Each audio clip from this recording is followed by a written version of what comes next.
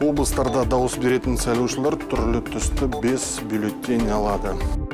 Ал Астана, Алматы және Шымкент қалаларында дауыс беретін сайлаушылар түрлі түсті 4 бюллетень алады. Болды, мен дайын. Дайын оламыз? Мотор. Облыстарда дауыс беретін сайлаушылар 5 бюллетень алады.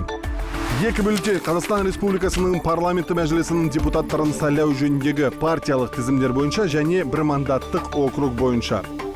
2 бюллетень облыстық мәслихат депутаттарын сайлау жөніндегі партиялық тізімдер бойынша және бір мандаттық округ бойынша. 1 бюллетень бір мандаттық округ бойынша қалалық немесе аудандық мәслихат депутаттарын сайлау жөнінде.